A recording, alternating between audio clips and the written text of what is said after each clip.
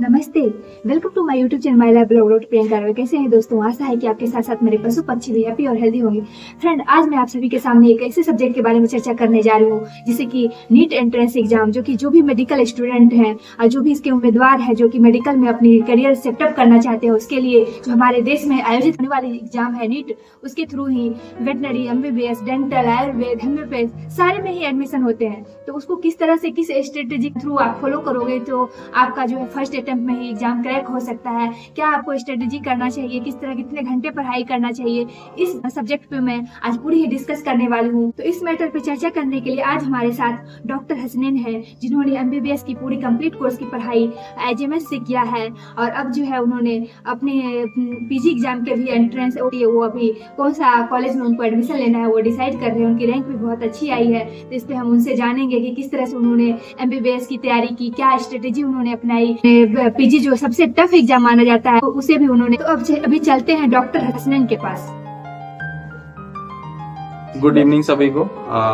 बहुत बहुत शुक्रिया, आभार व्यक्त करना चाहता हूँ डॉक्टर प्रियंका को, जिन्होंने मुझे आज बुलाया और इस प्लेटफॉर्म पे बोलने का मौका दिया।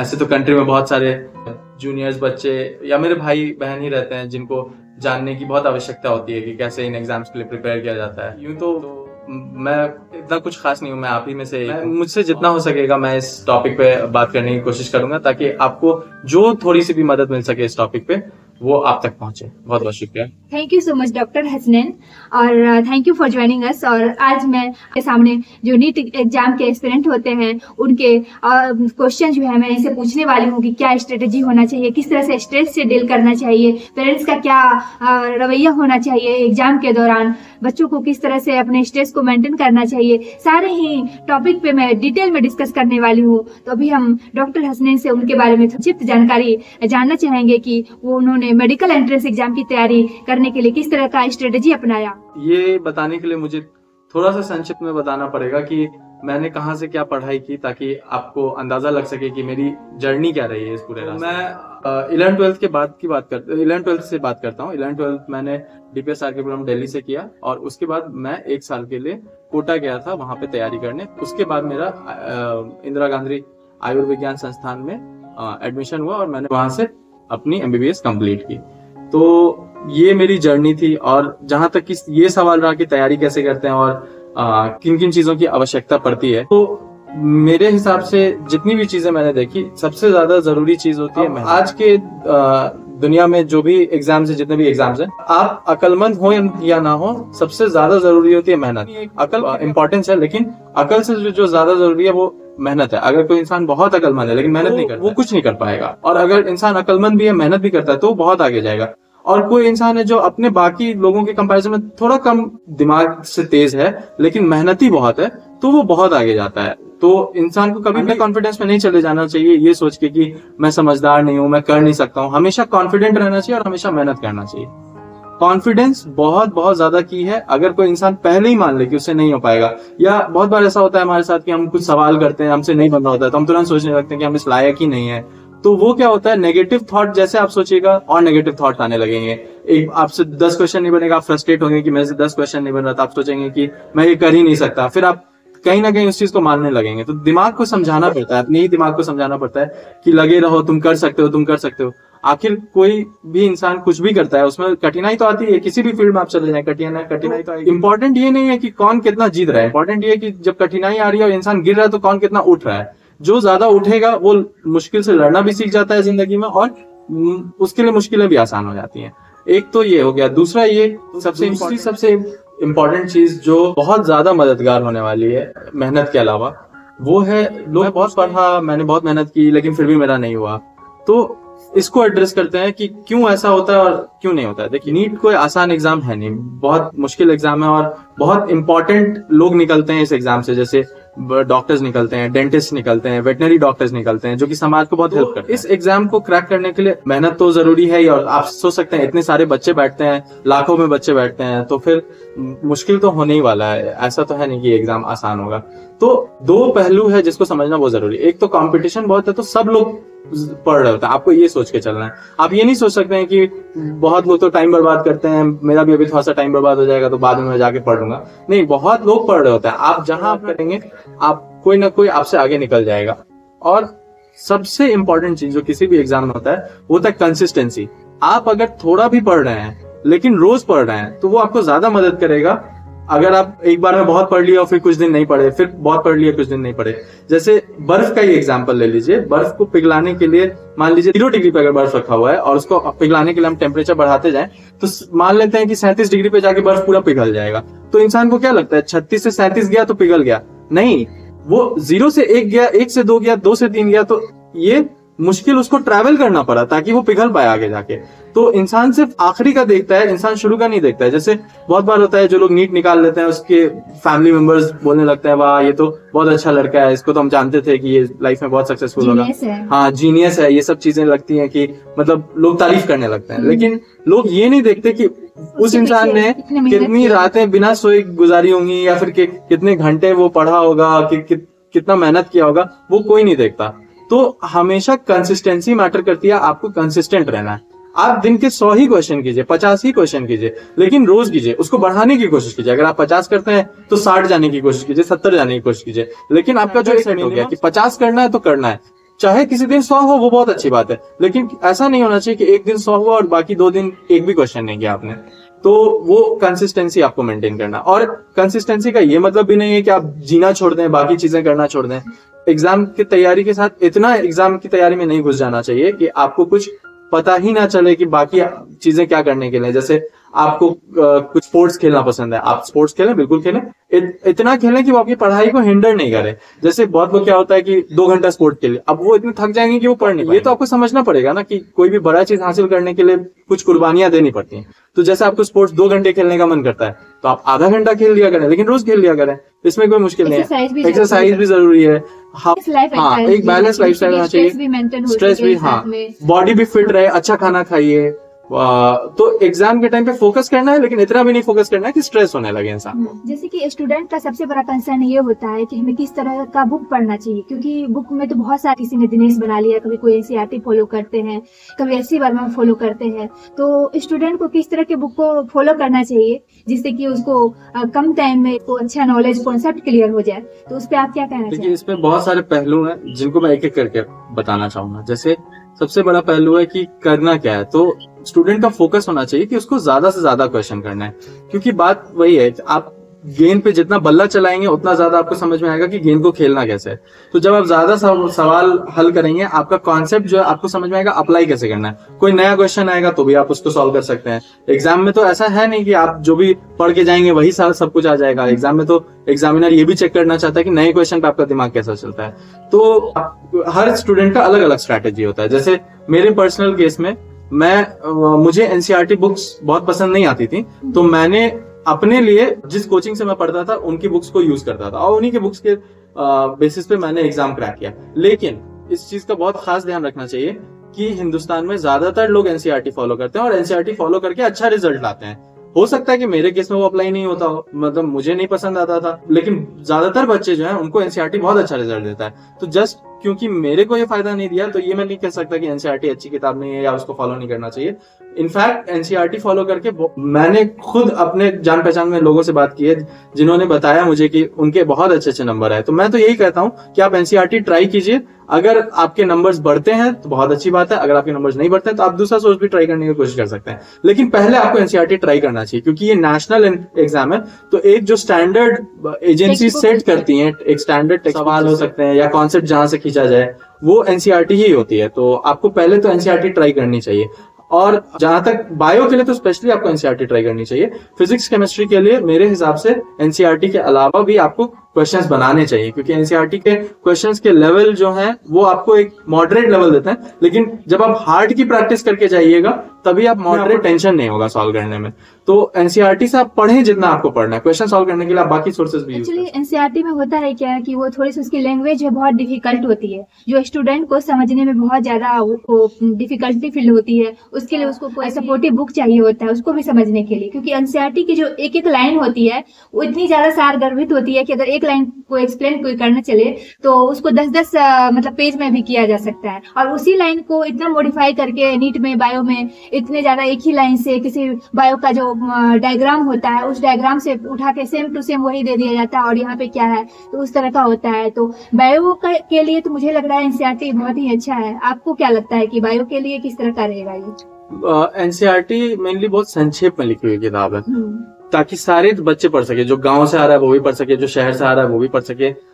लेकिन आपको ये समझना होगा कि एनसीईआरटी बहुत सारे डिटेल को बहुत कम लाइन में डिस्क्राइब कर देती है, तो आपको डिटेल कॉन्सेप्ट समझना होगा। पहली बात, क्वेश्चन आपको उसी बुक में से आएगा जो एनसीईआरटी में, उसके बाहर से आपको बहुत ही कम क्वेश्चन देखने को मिलता है। मतलब कि आजकल के जो पेपर्स आ रहे हैं एग्जाम में उसमें तो बहुत कम ही क्वेश्चन है जो बाहर से आते हैं, तो क्वेश्चन तो वहीं से आएगा। लेकिन बात यह कि क्या आप वो बुक समझ चुके हैं जिसको आपको पढ़ के एग्जाम देना है। तो उस बुक को समझने के लिए आप मेरे एक्सपीरियंस के हिसाब से आप बाहर से क्वेश्चंस कर लें, वो आपको समझा देगा कि वो लाइन कहना क्या चाहती है।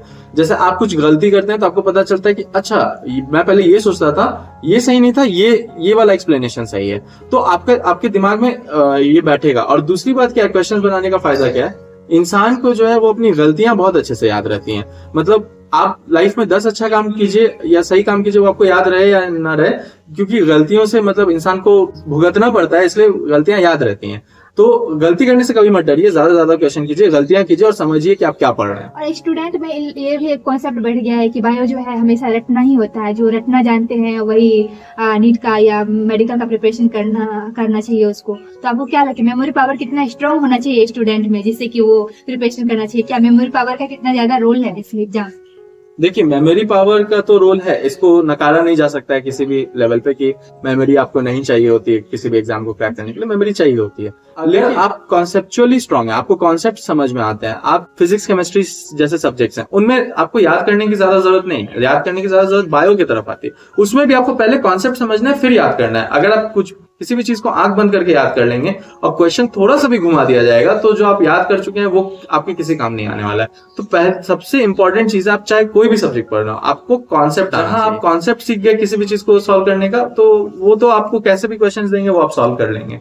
और याद करने की जहां तक जरूरत है, हाँ याद करने की जरूरत पड़ती है।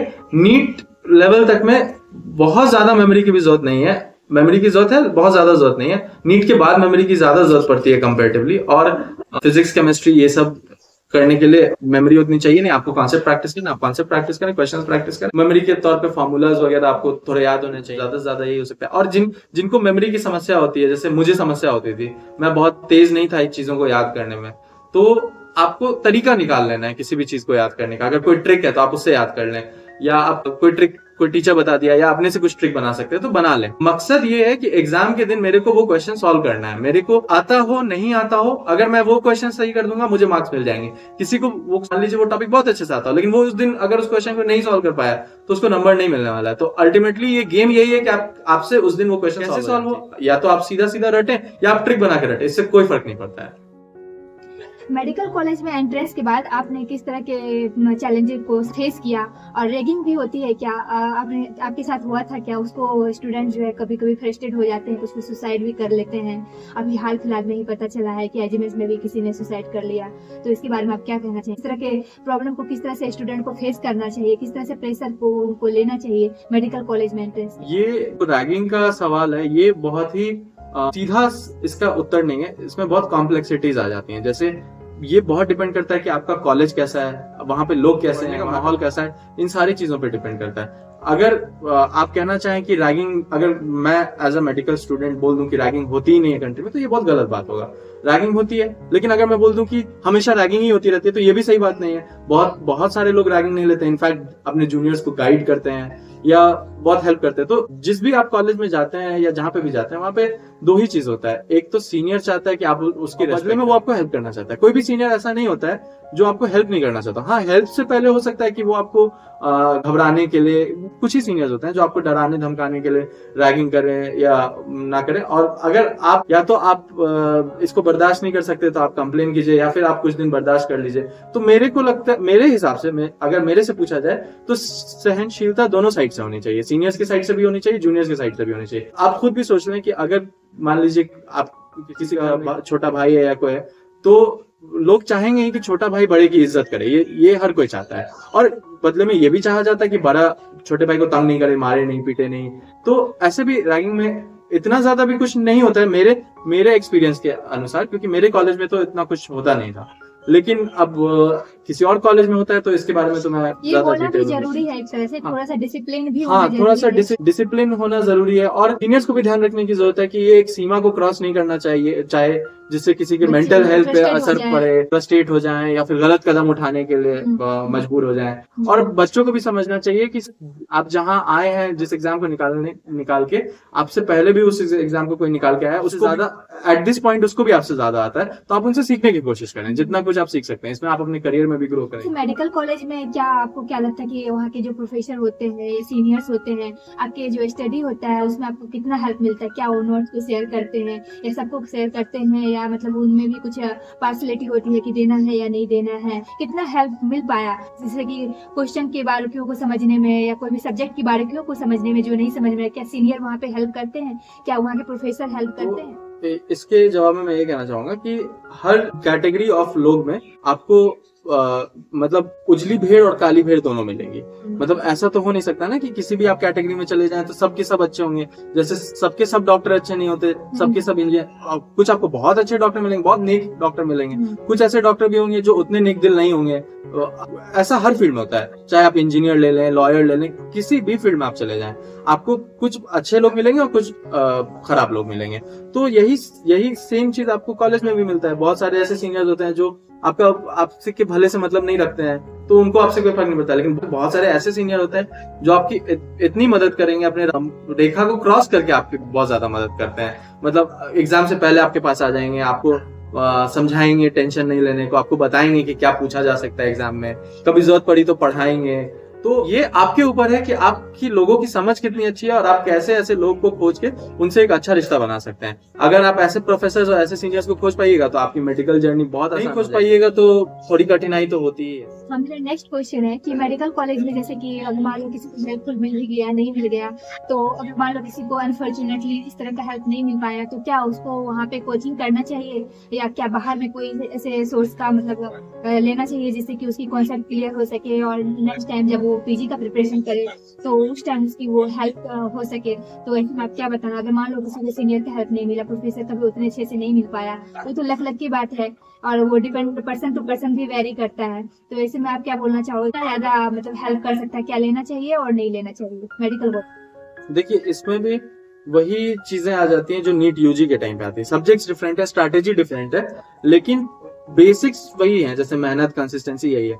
तो अब आज के जमाने में क्या होने लगा है कि क्योंकि अब कंपटीशन बहुत बढ़ गया है, तो बहुत फोकस करके पढ़ना पड़ता है कि क्या पढ़ना चाहिए, क्या नहीं पढ़ना चाहिए, क्योंकि बीमारियां, हाँ, ये जानना बहुत जरूरी है। जैसे बीमारियां तो 1000 टाइप की हैं, कुछ कम इंपॉर्टेंट होती है, कुछ बहुत इंपॉर्टेंट होती है। अब इंसान अगर कम इंपॉर्टेंट बीमारियां पढ़ ले और मेन इंपॉर्टेंट बीमारियां ही नहीं पढ़े अच्छे से, जो कि समाज में बहुत ज्यादा फैली हुई है, तो वो अच्छा डॉक्टर कभी नहीं बन पाएगा, क्योंकि मुश्किल से 1000 में एक ऐसा पेशेंट आएगा उसके पास जिसको वो बीमारी हो रखी होगी, लेकिन 999 आम बीमारी वाले लोग होंगे जिसके बारे में उसको बहुत कम आता होगा। अब जैसे एग्जाम्स है, उसमें बहुत फोकस करके पढ़ना पड़ता है कि क्या पढ़ना है, क्या छोड़ना है। तो पढ़ना सब कुछ होता है, लेकिन छोड़ना पता होना चाहिए। हाँ, ये नहीं पढ़ना है, उस पर टाइम वेस्ट नहीं करना। हाँ, टाइम नहीं वेस्ट करने के लिए हम लोग को तो एक क्वेश्चन आंसरिंग जब करते हैं, जब हम क्वेश्चन पेपर को सेट बनाते हैं, तभी उसी दौरान पता चलने लगता है कि इस क्वेश्चन से कम आ रहे हैं तो उसे छोड़ देना चाहिए। हाँ, प्रीवियस एग्जाम पेपर्स देख के, चाहे यूनिवर्सिटी का एग्जाम हो, चाहे नीट पीजी हो, ये सब देख के अंदाजा लग जाता है कि क्या क्वेश्चन करना चाहिए, क्या क्वेश्चन छोड़ देना चाहिए। वही है कि कोचिंग का जहाँ तक की सवाल है, तो आज के जमाने में अब सब लोग कोचिंग कर रहे हैं। कोचिंग आपको सर्टेनली एक एडवांटेज तो देता है, क्योंकि जब आप कोचिंग करेंगे तो टीचर्स आपको हेल्प करेंगे बताने में, स्पेशली कि ये पूछा जाएगा, नहीं ये नहीं पूछा जाएगा, ये पूछा जाएगा, तो आपको टॉपिक्स बहुत अच्छे से पता चल जाता है और टॉपिक्स में क्या क्या इंपॉर्टेंट है वो टीचर्स आपको हाईलाइट करके दे देते हैं। अब ऐसा तो जरूरी नहीं है कि सारा चीज उन्हीं से आ जाए, क्योंकि ये बीमारियों का कोई स्कोप नहीं होता है। मतलब आप उनको 10 क्वेश्चन में लिमिट नहीं कर सकते बीमारी पे। रिसर्च एक कंटिन्यूअस प्रोसेस है, दुनिया में रिसर्च चल रहा है, बीमारी के बारे में नई नई चीजें पता चलती जाएंगी, तो क्वेश्चंस तो बहुत अलग अलग वैरायटी के होंगे हमेशा ही, और क्वेश्चंस ऐसे भी होंगे जो आपकी कोचिंग टीचर्स के कॉपी से बाहर है। बेसिक यही होता है कि हमें उन क्वेश्चंस के बारे में टेंशन नहीं लेना है, क्योंकि जो बहुत नए क्वेश्चन होते हैं वो कोई नहीं जानता है। तो उन कम क्वेश्चंस के चक्कर में अगर आप जो क्वेश्चंस पता होता है कि हाँ इनमें से आएगा ही आएगा, वो छोड़ दिया जाए तो बहुत बड़ी समस्या है। क्योंकि आप सब लोग यूज कर रहे हैं, तो कोचिंग नहीं करना थोड़ा सा डिसएडवांटेज है, हालांकि ये भी बहुत पर्सन टू पर्सन डिपेंड करता है कि वो सोर्स क्या यूज करना चाहता है। बहुत लोग नहीं भी कोचिंग करते हैं और बहुत लोग कोचिंग भी करते हैं, हालांकि ये देखा गया जो लोग कोचिंग करते हैं उनका परफॉर्मेंस बेटर रहता है।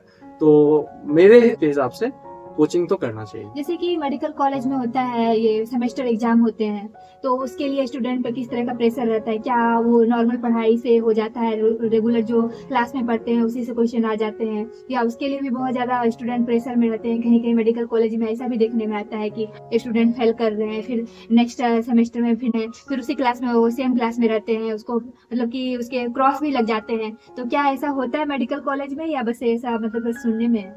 नहीं, एक्चुअली क्या है कि जैसे जो लोग अभी 11th-12th में हैं वो इस बात को समझ सकेंगे। जैसे क्लास 8 तक आपकी पढ़ाई की एक लेवल होती है और 9th में जाती है एक जंप आपको महसूस होता है कि लेवल बढ़ चुका है अचानक से। फिर 9th-10th के बाद 11th-12th में आपको एक और बड़ा जंप महसूस होता है। उससे भी बड़ा जंप तब आता है जब आप 11th-12th करके मेडिकल कॉलेज में जाते हैं। आपको उतनी आदत नहीं होती है स्ट्रेस बर्डन लेने की जितना 12th कॉलेज में अचानक से बढ़ जाता है। अब जैसे आप अभी सोचते होंगे 11th-12th में अगर आप होंगे तो आप सोचेंगे कि मैं तो बहुत पढ़ रहा हूँ, इससे भी ज्यादा पढ़ना पड़ेगा क्या? तो उम्र के साथ साथ दिमाग का भी विकास होता है, आप सीख जाएंगे। इसमें बहुत घबरा, हाँ, इंसान हैबिचुअल हो जाता है, इसके लिए आपको घबराने की जरूरत नहीं है। अब एक छोटा बच्चा अगर किसी मजदूर को ईंटा उठाते देखेगा तो उसको लगेगा ही कि कोई इंसान इतना ईंटा कैसे उठा सकता है, लेकिन मजदूर का बदन और उसकी शरीर की क्षमता उसके एज के हिसाब से बढ़ जाती है, तो फिर वो भारी चीजों को भी उठा सकता है। तो वही चीज है कि भार एज के साथ समझ में आ जाएगा, आप थोड़े बिजी हो जाएंगे, लेकिन फिर भी आपको थोड़ा बहुत टाइम मिलता रहेगा अपना एक्टिविटीज करने का, जो भी आप एक्स्ट्रा को करिकुलर एक्टिविटीज करते हैं उसका आपको टाइम मिल जाएगा। जहाँ एग्जाम का स्ट्रेस का बात है तो हाँ, मेडिकल कॉलेज में क्योंकि आपको पढ़ना ज्यादा है, इसका इम्पोर्टेंस भी ज्यादा है 11th-12th के कंपैरिजन में, क्योंकि आपको आगे चल के रियल लोगों के साथ डील करना है जो बीमार रहेंगे, उनकी जिंदगी आप बहुत हद तक आपके डिसीजंस पे डिपेंड करेंगी। तो ऑफ कोर्स यहाँ पे आपको बहुत बुरी तरीके से टेस्ट किया जाता है, मतलब गहरी तरीके से टेस्ट किया जाता है और आपको देखा जाएगा कि आप कितने काबिल हैं या नहीं। तो इसमें क्वेश्चंस तो बहुत टफ आते हैं, आपको उसके लिए पढ़ना पड़ता है। और पढ़ते टाइम जब बहुत छोटे टाइम में जैसे 24 घंटे में आपको बहुत बड़ा अमाउंट ऑफ सिलेबस करना रहेगा, मोटी मोटी किताबें पढ़नी रहेंगी, तो आपको लगेगा कैसे होगा, नहीं होगा, तो लोगों को स्ट्रेस होता है। लेकिन एक बात जो मैंने थ्रू एंड थ्रू देखी है कि 99% लोग जो कि साल भर पढ़ते रहते हैं, कुछ ना कुछ अमाउंट में पढ़ते रहते हैं, वो कभी भी फेल नहीं होता है। 99% लोग फेल नहीं होता है। अब ये तो किस्मत की बात है, 1% तो हो सकता है फेल हो जाए, एग्जाम के दिन कुछ खराब रह गया, दिमाग नहीं काम किया, तबीयत खराब थी, तो हो सकता है कि आपका एक दिन वो खराब चला जाए। लेकिन ज्यादातर लोग जो पढ़ते हैं वो फेल नहीं करते हैं। जो लोग नहीं पढ़ते हैं, कॉलेज में जाने के बाद सिर्फ मस्ती करते रहते हैं, पढ़ाई पे कोई फोकस नहीं रहता है, उनको सप्ली लगता है, वो फेल करते हैं, वो ईयर बैक वगैरह में जाते हैं, वरना जो पढ़ाई करता है वो फेल नहीं। नेक्स्ट क्वेश्चन ये है कि बच्चे जब एंट्रेंस एग्जाम का प्रिपरेशन करने लगते हैं, एक बार नहीं हुआ, 2 बार नहीं हुआ, अटेम्प्ट दे के थक रहे हैं, फिर बच्चे जो है बाद में प्रेशर में आने लगते हैं, टेंशन, डिप्रेशन, एंजाइटी इतनी ज्यादा हो जाती है, उससे उनको डील करने में नहीं बनता है। ऐसे कंडीशन में पेरेंट्स को किस तरह का अप्रोच करना चाहिए कि बच्चे स्ट्रेस में ना आए और वो प्रॉपर अपने एग्जाम का प्रिपरेशन कर सके, और स्ट्रेस को किस तरह से आपने डील किया था, अपने पर्सनल एक्सपीरियंस भी यहाँ पे बताएं। इसके बारे में तो मैं ये कहना चाहूंगा कि ये एक बहुत ही बड़ा सवाल है, इसको बहुत ही ब्रॉड व्यू से देखने की जरूरत है। मतलब लोग, आजकल की दुनिया बहुत कॉम्पिटिटिव है, आप अगर कोई अपॉर्चुनिटी नहीं ग्रैब करते, आपके पीछे वाला आगे ग्रैब कर लेता है, तो लोग बहुत कॉम्पिटिटिव हो गए आज के जमाने में, तो जिंदगी का वैल्यू, जिंदगी के एस्पेक्ट को भूलते जा रहे हैं। तो इसमें मैं ये कहना चाहूंगा कि पेरेंट्स और बच्चों को बहुत कम उम्र से ये बात समझने की जरूरत है कि जिंदगी सिर्फ कंपटीशन नहीं है। अगर जैसे बहुत लोग बचपन में ही सोच लेते हैं कि मैं अपने बच्चे को डॉक्टर बनाऊंगा, मतलब अपने बच्चे के बचपन में ही सोच लेते हैं कि मैं अपने बच्चे को डॉक्टर ही बनाऊंगा, और अगर वो नहीं बनता है तो फिर एक सेटबैक लगता है, फिर घर में क्लैश होने लगता है, झगड़े होने लगते हैं, तो ये सब समस्या आने लगती है। सबसे पहले तो इंसान को ये सोचना चाहिए कि उसको कुछ ऐसा करना है जिससे लोगों का भला हो। अगर वो लोगों का भला करना चाहे, अगर वो एक फील्ड नहीं भी क्रैक कर पाएगा तो वो किसी दूसरे फील्ड में जाएगा, लोगों का भला करेगा और जिंदगी में भी खुश रहेगा। तो इंसान को सबसे ज्यादा जरूरत है अपने पैशन को फॉलो करने की। आप डॉक्टर बनना आपका पैशन नहीं हो सकता है, आपका पैशन, आपको चीजें बनाने में मजा आता हो तो आप इंजीनियर बनना चाहते हो सकता है आपको चीजें पढ़ाने में मजा आता हो, आप टीचर बनना चाहते हो। तो पहला चीज तो ये है कि आप पैशन फॉलो आपको करना चाहिए। और मेरे समझ के हिसाब से, जितना मैं अपनी छोटी जिंदगी में समझ पाया हूँ, ये है कि पैशन आप फॉलो करें, लेकिन ये चीज जरूर ध्यान दें कि आप कुछ ऐसा करें जिससे लोगों को फायदा हो। जैसे अगर आपका पैशन कुछ ऐसा है जो सोसाइटी को कुछ कंट्रीब्यूट करता है, लोगों को कुछ फायदा पहुंचाता है, तो आप उसको परस्यू करें। आजकल तो इस जमाने में हर चीज में को इतना एक्सपैंड कर दिया गया जॉब वाइज कि हर चीज में आप पैसा का एस्पेक्ट आपको मिल जाएगा। टीचिंग में पैसा आप घुस चुका है, लोग कोचिंग में जाके पढ़ा के अच्छा पैसा कमा लेते हैं, मेडिकल साइंस में पैसा है, इंजीनियरिंग वगैरह में भी आप अच्छे कंपनीज में चले जाएं तो आपको अच्छा पैसा मिल जाता है। तो पैसा तो एक पॉइंट होता है लोगों के काम करने का, तो उसके लिए तो आपको एक्सेल करना पड़ेगा, और एक्सेल आप तभी आसानी से करेंगे जिस चीज में आपको पैशन होगा। तो आप अपने पैशन को फॉलो करें, एक तो पहली बात तो ये है। दूसरा बात ये हो सकता है कि आपको पैशन बहुत हो डॉक्टर बनने का, लेकिन कंपटीशन इतना टफ हो कि आपसे नहीं हो पा रहा हो, तो उस केस में आपको मायूस होने की जरूरत नहीं है। ये कोई आसान एग्जाम तो है नहीं कि सबका हो जाना चाहिए था और आप ही का नहीं हो पा रहा है, ऐसा तो है नहीं। लाखों बच्चे बैठ रहे हैं, उसमें से कुछ हजार बच्चों का सिलेक्शन हो रहा है, तो ऐसे तो इतना आसान है नहीं। तो अगर किसी से कोई कंपटीशन नहीं निकले तो टेंशन नहीं लेना चाहिए। मेडिकल के अलावा भी बहुत सारे फील्ड हैं, बहुत सारे फील्ड अच्छा करियर हो सकता है। इसको भी ध्यान देना चाहिए कि प्रेशर न बनाए, बच्चों को अपने चॉइस से ही सब्जेक्ट चूज करने का मौका दे। हाँ बिल्कुल। और जैसे आप खुद एक स्टूडेंट के पर्सपेक्टिव से सोचिए, अगर वो एक एग्जाम देता है और वो नहीं निकाल पाता है और वो ड्रॉप लेना चाहता है, अब मान लीजिए अगर वो ऑलरेडी बहुत प्रेशर ले ले तो ड्रॉप ईयर में उसके सर पे बहुत प्रेशर रहेगा, उसको चीजें सीखने में दिक्कत होगी। अगर मान लीजिए वो स्टूडेंट इतना इंटेलिजेंट होता कि वो ड्रॉप ईयर में निकाल लेता, तो अब इस प्रेशर के कारण उसको और दिक्कत होगी निकालने में।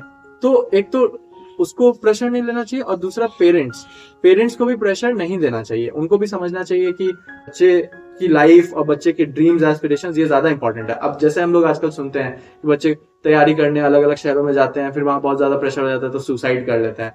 तो इन सब चीज की अहमियत किसी की जिंदगी से ज्यादा नहीं होती है, लोगों को ये बात समझनी चाहिए। और ये चीज है कि आप मेहनत करें, फल आपके हाथ में नहीं है, तो फल की चिंता आप नहीं करें।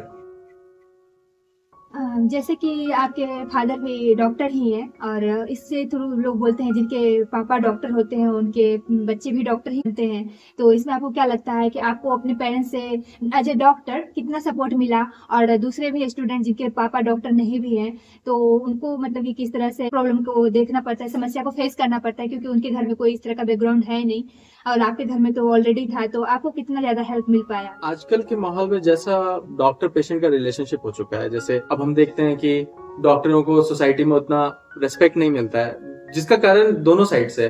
पेशेंट को लगता है कि डॉक्टर सही से इलाज नहीं कर रहे हैं, जो कि कुछ डॉक्टरों की गलती है, लेकिन सबकी गलती नहीं है। लेकिन पेशेंट का भी ये रवैया हो जाता है कि एक डॉक्टर खराब है तो सारे डॉक्टर खराब होते हैं, और फिर वायलेंस, डॉक्टर के खिलाफ वायलेंस वगैरह देखने को मिलता है। तो आजकल के जो डॉक्टर्स हैं, जो डॉक्टर बनने का भी बुरा साइड देख रहे हैं, वो भी अब बहुत ज्यादा अपने बच्चों को फोर्स नहीं करते हैं डॉक्टर बनने के लिए। हालांकि हैं ऐसे डॉक्टर जो अपने बच्चों को डॉक्टर बनाना चाहते हैं, वैसे ट्रेन करते हैं, लेकिन फोर्स अब बहुत पहले के मुकाबले अब कम किया जाता है डॉक्टर के बच्चों को डॉक्टर बनने के लिए। जैसे अगर मैं अपने ही माँ बाप का एग्जाम्पल दूं, अपने ही पेरेंट्स का एग्जाम्पल दूं, तो उन्होंने मुझे कभी फोर्स नहीं किया। हालांकि उन्होंने मुझे हमेशा दिखाया कि डॉक्टर बनने के क्या फायदे हैं, जैसे कि तुम किसी पेशेंट की मदद कर पाओगे, उनके इलाज में उनकी मदद कर पाओगे, उनको ठीक रखने में उनकी मदद कर पाओगे। पैसा का साइड मुझे कभी नहीं दिखाया कि तुम्हें पैसे कमाने हैं, ये उन्होंने, इस चीज का बहुत शुक्रगुजार हूं कि इस चीज की तरफ उन्होंने मुझे कभी नहीं धकेला, और हमेशा मेरे अंदर पैशन रहा। और एक बात होती है कर बोल के दिखाना, जैसे बोलते तो सभी को हैं, जितने भी बड़े होते हैं अपने बच्चों को बोलते हैं कि मेहनत करो मेहनत करो। मैं इस मामले में बहुत शुक्रगुजार हूँ कि मेरे पापा बहुत मेहनती थे, तो मैं उनके काम से देखा हूँ उनको। मतलब बोलना तो एक एस्पेक्ट था ही, लेकिन मैं उनको देखता था, सुबह जाते थे, शाम में आते रहते थे, नेक्स्ट दिन फिर वही रूटीन, किसी दिन छुट्टी नहीं लेते थे। तो उनके काम से मैं देखा, उनका पैशन देखा, तो ये पैशन मेरे अंदर आया कि हाँ, ये डॉक्टर जो होता है वो उसको पेशेंट की सेवा करनी चाहिए और ये सब कुछ। तो वहां से मैं सीखा अपने पेरेंट्स से। तो मैं यही पेरेंट्स से आपको मतलब ऐसा क्या लगा कि जो हमारा एंट्रेंस एग्जाम हो रहा है तो उसमें आपको कितनी हेल्प मिला कि जो हमें इस तरह के बुक पढ़ना चाहिए, गाइडेंस किस तरह से मिला कि ये डायरेक्शन है, इसी डायरेक्शन में हमें प्रिपरेशन करना चाहिए, या मतलब उनका जो है उनके टाइम का अलग बात था कि वो अलग बुक पढ़ते थे, तो उस तरह का कुछ गाइडेंस आपको मिल पाया क्या? देखिए, अगर आप ओवरऑल स्ट्रेटेजी देखिएगा तो स्ट्रेटेजी में आपको पुराने जमाने के लोग आपको हेल्प कर सकते हैं। जैसे किसी भी एग्जाम में मेहनत नहीं करना कोई कंडीशन नहीं होगी, हमेशा मेहनत करना पड़ता है, तो आपको वो बता सकते हैं कि मेहनत करो, कंसिस्टेंट रहो, ये सब ब्रॉड टॉपिक्स आपको हेल्प कर सकते हैं। लेकिन हर जमाने में कंपटीशन का लेवल चेंज होता जाता है, और जैसा कि हम देख रहे हैं कंपटीशन बढ़ता ही जा रहा है, क्योंकि और लोग जुड़ना चाहते हैं डॉक्टर बनने के लिए इस कंपटीशन में। तो आपको कोशिश करनी चाहिए कि आपके जमाने के आसपास के जो लोग हैं जिन्होंने इस एग्जाम को निकाला, आप उनसे सलाह लें, स्पेशली उनकी गलतियां पूछें कि उन्होंने क्या गलती की थी, ताकि आपको गलती करके सीखने की जरूरत नहीं पड़े, बिना गलती किए आप सीख जाएं कि ये गलतियां मुझे नहीं करनी है। पेरेंट्स का जमाना थोड़ा सा पुराना था, उनके तरीके अलग होते थे। उनके टाइम पे कोचिंग इतना प्रेवलेंट नहीं था जितना आज के जमाने में हो गया। तो उनके जमाने की बुक्स और क्वेश्चन बैंक्स ये सब भी अलग अलग हुआ करते थे। कितने डेप्थ में सवाल पूछना है ये भी अलग अलग हुआ करता था। तो जहां तक ओवरऑल टॉपिक्स की बात थी, मेरे पेरेंट्स ने मुझे बहुत हेल्प की, जैसे मेहनत करो, कंसिस्टेंट रहो, टेंशन नहीं दिया कभी, कि किसी चीज का स्ट्रेस नहीं होने दिया। अगर कभी मेरा रिजल्ट अच्छा नहीं भी आता था तो वो हमेशा बोलते थे कि हम लोग तुम्हारे साथ हैं, हम लोग जानते हैं तुम मेहनत कर रहे हो, हमारे लिए यही काफी है। तो मुझे बहुत बढ़ावा मिला इन सब चीजों से और मैं बहुत टेंशन फ्री होकर अपनी पढ़ने गया। जैसे कि फर्स्ट टाइम आपने एंट्रेंस एग्जाम दिया, उसमें आपका नहीं हुआ, तो उसके बाद आपके पेरेंट्स का क्या रिएक्शन रहा? फर्स्ट टाइम जब मैंने एंट्रेंस एग्जाम दिया था डीपीएस आरकेपुरम से पढ़ के, तो जब मेरा नहीं हुआ तो मेरे पेरेंट्स देखे, क्योंकि उस टाइम क्या हुआ था कि 2015 की बात है, तो उस साल 2 नीट हुए थे। एक पहला नीट जो था वो कैंसिल हो गया था, क्योंकि उसमें जहां तक मुझे याद आ रहा है क्वेश्चन लीक का मैटर था, तो वो कैंसिल होकर नीट 2 हुआ था। फिर तो नीट 1 में मेरी तैयारी बहुत अच्छी थी, क्योंकि मैं एक फ्लो में था, बोर्ड एग्जाम दिया था, पढ़ रहा था। नीट 1 जब कैंसिल हो गया, मैं बहुत मेहनत किया, तो मैं थोड़ा थक गया। और मैं मानता हूँ कि मैं थोड़ा सा नीट 2 की तैयारी में मुझसे थोड़ी कमी हो गई। लेकिन मेरे पेरेंट्स देखे थे कि मैं मतलब हिम्मत नहीं हारा था, मैं पढ़ रहा था, तो उन्होंने उनके लिए ये काफी था कि मैं मेहनत कर रहा था। जब नहीं हुआ तो उन्होंने इसे किस्मत का एक हिस्सा माना और मुझे कहा कि ठीक है, हो सकता है ऐसा किसी के साथ भी कि ना हो, लेकिन तुम मेहनत करते हो, मेहनत करते रहो, तुमको जहां पढ़ना है बताओ, पता करो। तो फिर मैं कोटा गया और वहां मैंने जाके तैयारी की। मैंने अपने पेरेंट्स को बताया, उन्होंने मुझे वहां भेज दिया। मैं वहां फिर जम के पढ़ाई की, मेरी किस्मत में था मेरा। आपको क्या लगता है इसमें लक का कितना फैक्टर होता है किसी भी एग्जाम को क्रैक करने के लिए, चाहे यूजी नीट हो या पीजी नीट हो? उसमें लक का कितना ज्यादा उसका रोल रहता है, मेहनत का कितना ज्यादा रोल रहता है? देखिए, लक का तो बहुत ज्यादा रोल होगा जैसे जैसे कंपटीशन बढ़ता चला जाएगा, क्योंकि जैसे जैसे कंपटीशन बढ़ता चला जाएगा, मान लीजिए 1 लाख बच्चे में 5,000 ऐसे बच्चे हैं जो सीरियसली तैयारी कर रहे हैं। तो अब अगर 10 लाख बच्चे आ जाएंगे किसी कंपटीशन में, तो 50,000 ऐसे बच्चे हो जाएंगे जो बहुत सीरियसली तैयारी करेंगे। तो अगर ऐसे 50,000 बच्चे हैं जिनका लेवल सेम है, मान लिया जाए, अगर हालांकि सेम नहीं होता है, हर किसी में थोड़ा थोड़ा फर्क होता है, लेकिन अगर मान लिया जाए कि लेवल सेम है, तो एग्जाम के दिन 3 घंटे 3.5 घंटे में क्या हो जाए ये कहना बहुत मुश्किल है। हो सकता है कि शुरू के 3-4 क्वेश्चन किसी को ऐसे आ गए जो उसके पढ़े हुए में से थे, तो उसका मोमेंटम बन जाता है क्वेश्चन को सॉल्व करने का। या हो सकता है कि किसी के ऐसे 3-4 क्वेश्चन आ गए जो उसको नहीं पता है, तो उसको टेंशन होने लगा और टेंशन के मारे आते हुए क्वेश्चन को गलत कर देगा। तो किस्मत का तो रोल है ही, इसको हम लोग नकार नहीं सकते हैं। जहां तक मेहनत की बात है, वो उसको कोई दूसरी चीज आके हटा नहीं सकती है एग्जाम से। दूसरा कोई विकल्प नहीं है मेहनत का। आपको मेहनत करना होगा, आपको अपने शरीर को मजबूत करके पढ़ते रहना होगा। और कितना भी लक की बात कर ली जाए, लक इंसान के हाथ में नहीं होती। आप डिसाइड नहीं कर सकते कि पहले 3 क्वेश्चन क्या होंगे, आपके पहले 10 क्वेश्चन क्या होंगे, ये आप डिसाइड नहीं कर सकते। तो उसके बारे में सोचना भी नहीं चाहिए, उस चीज का टेंशन भी नहीं लेना चाहिए। लक तो कुछ भी हो सकता है। अब आप उसके बारे में सोचते रहेंगे तो आपका समय बर्बाद होगा। वो तो एग्जाम के दिन जो होना है वो होगा ही, लेकिन आप क्या चेंज कर सकते हैं वो है आपकी मेहनत। तो जिस चीज को आप चेंज कर सकते हैं, जो चीज आपके हाथ में है, आप उस पर फोकस करें। आप ज्यादा मेहनत करें, आप तो आपका लेवल भी बढ़ेगा। जहां लेवल का डिफरेंस आएगा बाकी कॉम्पिटिटर से, आपके निकलने के चांसेस भी बढ़ जाएंगे। तो यूं समझ लें कि जितना ज्यादा आप मेहनत करेंगे उतना ज्यादा आपके चांसेस होंगे एग्जाम को निकालने के, और आप उसी फैक्टर पे मेहनत करें। मेरे तरफ से तो यही है। ऐसे आपको क्या लगता है कि कितने घंटे पढ़ना चाहिए बच्चों को जिससे कि वो आसानी से एक नीट क्रैक कर सके, एंट्रेंस एग्जाम वो बैठ सके और उसको एकदम पूरा अंदर से कॉन्फिडेंस आ सके कि हाँ मैंने पूरी पढ़ाई की है? क्योंकि मैंने देखा है कि लोगों को बोलते हुए 18 घंटा 24 घंटा, अब तो उसमें तो उसको सोने के लिए भी टाइम चाहिए, खाने के लिए भी टाइम चाहिए। प्रॉपर बैलेंस लाइफ जीते हुए उसे एक एग्जाम क्रैक करने के लिए उसे मिनिमम कितने आवर्स पढ़ना चाहिए रोज के? देखिए, मैं अपना पर्सनल एक्सपीरियंस इसमें देना चाहूंगा। घंटे के हिसाब से पढ़ना मेरे सिस्टम में नहीं बैठता था, तो मैं हमेशा सिलेबस के हिसाब से पढ़ता था। जैसे मेरा एक सेट पैटर्न होता था कि मुझे फिजिक्स के 30 क्वेश्चन आज करने हैं, केमिस्ट्री के 30 क्वेश्चन आज करने हैं। मैं अपना मिनिमम सेट कर लेता था कि 30 क्वेश्चन इन दोनों के करने हैं, बायो के मान लीजिए 60 क्वेश्चन करने हैं। तो ये मेरा अराउंड 120 के आसपास सेट हो जाता था कि इतने क्वेश्चन मेरे को एक दिन में करने हैं। अब चाहे मेरा अच्छा दिन जाए चाहे मेरा बुरा दिन जाए, मैं इतने क्वेश्चंस करके ही सोऊंगा, चाहे मैं बाकी कुछ पढ़ूं ना पढ़ूं। उसके अलावा मेरे मिनिमम में फिजिक्स का कुछ पोर्शन होता था पढ़ने का, केमिस्ट्री का कुछ पोर्शन होता था पढ़ने। जैसे फिजिक्स केमिस्ट्री ये 2 सब्जेक्ट है, इसको आपको बार बार रटने की जरूरत नहीं है। एक बार आप समझ गए तो आपको सिर्फ क्वेश्चंस प्रैक्टिस करने की जरूरत है। आप क्वेश्चंस प्रैक्टिस करते रहेंगे, कॉन्सेप्ट्स आपके फ्रेश होते रहेंगे, आप भूलेंगे नहीं। बायो ऐसा चीज है जिसको आपको बार बार पढ़ने की जरूरत पड़ेगी, क्योंकि उसमें कोई फॉर्मूला नहीं है कि आप फॉर्मूला लगा दिए और सारा क्वेश्चन सॉल्व होता चला जाएगा, या आप कॉन्सेप्ट लगा दिए क्वेश्चन सॉल्व होते चलेंगे। आपको फैक्ट्स पता होना चाहिए। तो बायो को कंसिस्टेंटली रिवाइज करने की जरूरत होता है। तो मैं अपने रूटीन में मिनिमम में कुछ अमाउंट ऑफ क्वेश्चंस रख लेता था और कुछ अमाउंट ऑफ टेक्स्ट रख लेता था या नोट्स रख लेता था कि मुझे इतना पढ़ना है। अच्छा दिन जाए खराब दिन जाए मैं इतना पढ़ता था। अगर कोई अच्छा दिन चला गया तो मैं इससे ज्यादा पढ़ लेता था, खराब दिन जाए तो कम से कम इतना पढ़ता था।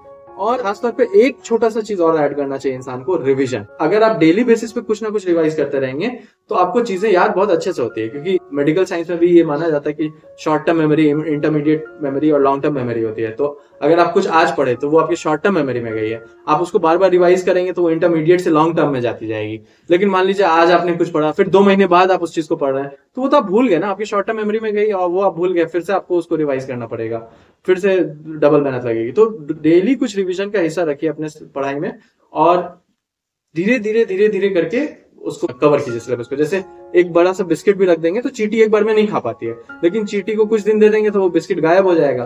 तो वही कहानी है कि चींटी की तरह खाएं, लेकिन रोज खाएं। रोज खाएंगे तो कम, आपको प्रेशर भी कम पड़ेगा। अब मान लीजिए आप 2 दिन नहीं पढ़ रहे हैं, 1 दिन बहुत पढ़ रहे हैं, तो 2 दिन का सिलेबस तो आपका बच जाएगा ना। फिर आपको तीसरे दिन बहुत ज्यादा पढ़ने की जरूरत पड़ जाएगी। लेकिन आप रोज थोड़ा थोड़ा पढ़ते रहेंगे तो आपको कभी भी ज्यादा एक्स्ट्रा प्रेशर नहीं होगा, एग्जाम तक आप तैयार रहेंगे। सबसे डिफिकल्ट चीज एग्जाम के पढ़ाई में कंसिस्टेंसी होती है। कंसिस्टेंट रहना बहुत मुश्किल है। इसके लिए मैं एक किताब का सुझाव देना चाहूंगा आपको। जेम्स क्लियर के द्वारा लिखी गई किताब एटॉमिक हैबिट्स पढ़ना चाहिए। वो आपको बहुत एक अच्छा सिस्टम दे देती है कंसिस्टेंट होने की। अगर आप उसको फॉलो कर लेंगे तो आप एक बहुत मजबूत कैंडिडेट हो जाएंगे। जैसे कि हम लोग जानते हैं कि जो नीट के एस्पिरेंट होते हैं उसे फिजिक्स बहुत ज़्यादा टफ लगता है, उसकी सब क्वेश्चन सॉल्व करना। और चूंकि बायोलॉजी एक याद करने वाला सब्जेक्ट होता है, उसमें कोई फार्मूला नहीं, कोई कॉन्सेप्ट नहीं, कॉन्सेप्ट भी होता है लेकिन फिर भी उसमें याद करना ही पड़ता है अल्टीमेटली आपको। तो बहुत स्टूडेंट ऐसे होते हैं जिन्हें याद करने की आदत हो जाती है, तो फिर वो जो कॉन्सेप्ट बेस्ड क्वेश्चन होते हैं उन्हें मतलब बना नहीं पाते हैं। तो फिजिक्स केमिस्ट्री के लिए क्या स्ट्रेटेजी अपनाना चाहिए, क्योंकि फिजिक्स में क्वेश्चन रहते हैं, उसको एक तरह से मैथ्स के तरह ही उसको सॉल्व करना, कॉन्सेप्ट को समझना, तो ये थोड़ा सा डिफिकल्ट हो जाता है। तो आपने किस तरह का अप्रोच लिया फिजिक्स केमिस्ट्री को सॉल्व करने के लिए, और जो अभी उम्मीदवार है, जो मेडिकल एस्पिरेंट है, उसको किस तरह का करना चाहिए, एक बार उसके बारे में। देखिए, कोई भी एग्जाम की आप तैयारी कर रहे हैं वो जिम जाने जैसा है। आप जितना वजन उठाएंगे उतना ज्यादा बड़ा आपका मसल बनेगा।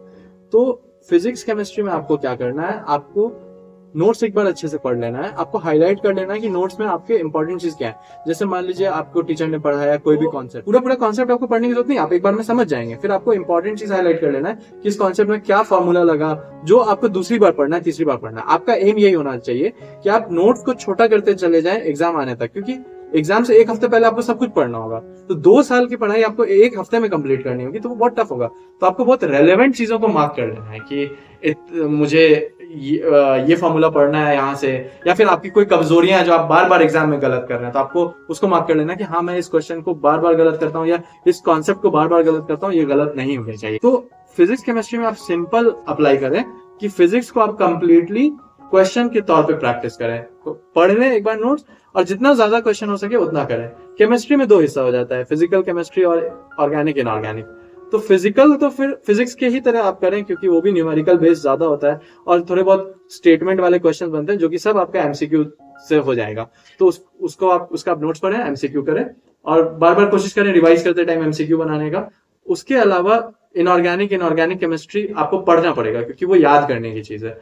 उसमें ट्रेंड्स होते हैं जो आपको याद करना होता है, तो उसको आप याद करें और क्वेश्चंस करें। उसमें 50-50% कर लें। 50% आप याद करने में टाइम दें, 50% क्वेश्चन करने में। और बायो में आपको फिर से 50-50 करना है। 50% टाइम याद करें, 50% टाइम आप क्वेश्चंस बनाएं। क्वेश्चंस बनाए बिना अगर आप सोचते हैं आप मेडिकल एग्जाम निकाल लेंगे, आप नहीं निकाल पाएंगे। सच्चाई है किसी भी कॉम्पिटेटिव एग्जाम की। इनफैक्ट आप मेडिकल छोड़ दीजिए, आप किसी भी कॉम्पिटेटिव एग्जाम में जाइए, अल्टीमेटली आपको उस दिन क्वेश्चन सॉल्व करना है। अगर आपकी आदत नहीं होगी क्वेश्चन सॉल्व करने की, आप नहीं कर पाएंगे। उतना देर बैठ के आपको फोकस नहीं कर पाएंगे, क्योंकि आपको प्रैक्टिस नहीं हो रखी होगी उतनी देर क्वेश्चंस करने की।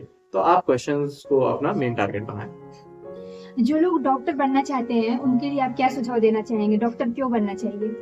डॉक्टर बनने के बहुत सारे इंसेंटिव्स होते हैं या रीजंस होते हैं जिसके कारण लोग डॉक्टर बनना चाहते हैं। कुछ लोगों को इस फील्ड में पैसा दिखता है, कुछ लोगों को इस फील्ड में सेवा भाव दिखता है, कुछ लोग पैशनेट होते हैं साइंस को लेके कि हमें मेडिकल साइंस पढ़नी है। तो सब आप जिस भी कारण से डॉक्टर बनना चाहते हैं बने, आपको 2 चीज बहुत अच्छे से ध्यान रखनी चाहिए। एक तो सेवा भाव। अगर आप किसी भी अगर आप पेशेंट को ठीक करने के लिए डॉक्टर नहीं बनना चाहते हैं, या अगर आपका मन है पेशेंट देखने का, ऐसा फील्ड आप लेना चाहते हैं आगे जाके जिसमें आपका पेशेंट से इंटरेक्शन हो, तो सबसे पहले आपको अपने पेशेंट के साथ ईमानदारी, चाहे पैसे कम ही कमाएं, लेकिन अगर आप पेशेंट की सेवा अच्छे से करेंगे तो डेफिनेटली आप समाज को बहुत फायदा पहुंचाएंगे। आपको भी बहुत निजी जीवन बहुत फायदा मिलेगा। आप हमेशा संतुष्ट रहेंगे कि मैंने अच्छे से इलाज किया, मैंने अपनी जिम्मेदारी पूरी तरीके से निभाई। अगर आप सिर्फ पैसा देखेंगे, जिंदगी में खलेगा कि हाँ मैं इतना कुछ पढ़ा लेकिन मैं अल्टीमेटली पैसे के लिए ही सब चीज कर रहा हूँ, मेरे लिए मनुष्य के जीवन का कोई महत्व नहीं है। तो आपको ये चीज ध्यान रखना चाहिए कि आप एक पैशनेट डॉक्टर बने। मैं आशा है कि आप सबके लिए ये वीडियो जो है काफी उपयोगी रहा है। आपको ये वीडियो कैसा लगा कमेंट बॉक्स में आप कमेंट करके अपनी राय हमें दे सकते हैं। Thank you so much doctor Hasnain, आपने बहुत मूल्य टाइम दिया है हम लोगों को, और जो भी नीट स्टूडेंट हैं उनको भी आपने बहुत अच्छे से समझाया है कि किस तरह से उनको प्रिपरेशन करना चाहिए। अगर उन्होंने इस तरह का स्ट्रेटेजी अपनाया तो मुझे उम्मीद है कि उन्हें सफलता भी जरूर मिलेगी, और उन्हें एक अच्छा प्रॉपर गाइडेंस, ऑथेंटिक गाइडेंस आपने दिया है। इसके लिए धन्यवाद। बहुत बहुत शुक्रिया मुझे यहाँ पे बुलाने के लिए, ताकि मैं जो भी थोड़ा कुछ बता पाया हूँ उससे लोग जिनका भला हो सके वो उनका भला हो। और बहुत बहुत शुक्रिया जो भी ये वीडियो देखें, और लाइक कमेंट एंड सब्सक्राइब जरूर करें। Thank you so much. तो फ्रेंड, इस तरह से मैंने आपको नीट एंट्रेंस एग्जाम में करना चाहिए इसकी पूरी ही जानकारी दिया है इस वीडियो में। अगर आपके भी कोई प्रश्न हो तो आप कमेंट बॉक्स में पूछ सकते हो। और वीडियो देखने के लिए धन्यवाद। अपना और अपने पशु पक्षियों का ध्यान रखें, क्योंकि ठंड बहुत ज्यादा बढ़ रही है और ऐसे टाइम में जो है लो टेम्परेचर की काफी इशू देखे जा रहे हैं। फिर मिलेंगे एक नए टॉपिक के साथ। Thank you so much. नमस्ते।